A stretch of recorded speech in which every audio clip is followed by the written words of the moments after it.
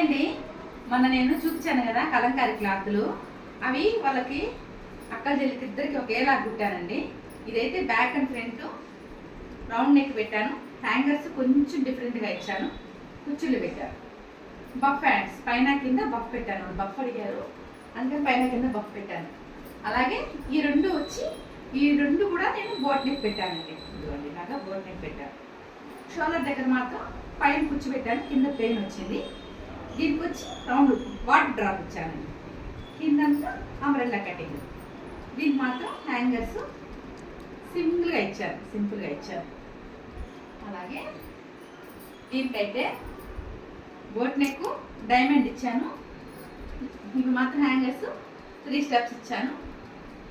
పైన షోల్డర్ దగ్గర కూర్చోబెట్టాను. Boat neck front regular, కింద అంబ్రెల్లా కటింగ్ ఇచ్చాను.